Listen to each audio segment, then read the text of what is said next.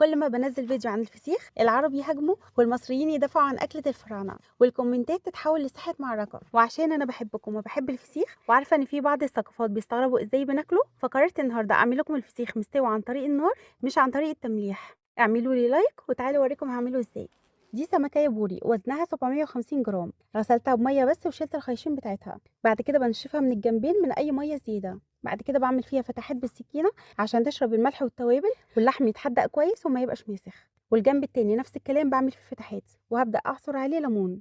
معايا هنا معلقة كبيرة من الملح ونص معلقة صغيرة من الكمون والكزبرة والفلفل الأسود.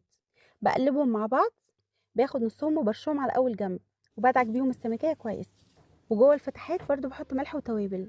والجنب التاني نفس الكلام، هعصر عليه نص ليمونة.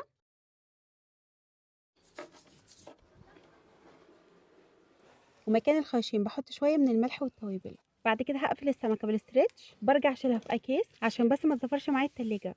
وهدخلها التلاجة وهشيلها في التتبيلة دي اقل حاجة ساعتين عشان تتحدق كويس. انا عن نفسي سبتها ليلة في التلاجة. الخطوة اللي بعد كده هجيب صينية او صاج وهحط فيها ورقتين فويل وهحط شوية زيت وهوزع عليه شرايح ليمون. عندي هنا نص بصلايه مقطعها جوانح ونص جزرايه مبشوره ورشه كزبره خضراء على بقدونس. معايا كمان ربع معلقه صغيره من الفلفل الاسود ونص معلقه صغيره من بهارات السمك ونص معلقه صغيره من الملح. هحطهم على الخضار واقلبهم مع بعض كويس.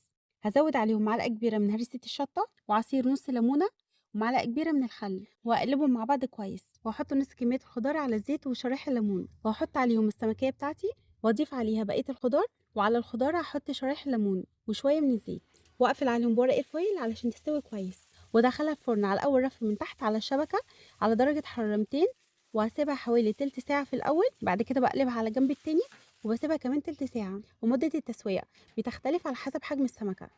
وشوفوا لي بقى الجمال، ويا سلام لو عملتوها في عزومه اسماك. كده اكون عملت معاكم الفسيخ المستوي اللي هو اصله السمك البوري، بس سويته على النار بالزيت والليمون عشان تاكلوا بنفس مفتوحه وبامان 100%. جربوا طريقتي في الفسيخ المستوي وهتنسوا اي خناقه. لا بكتيريا ولا ريحه ولا قلق، نظافه وطعم وريحه تجيب لاخر الشارع. مستنيه صور لتطبيقاتكم وبألف هنا.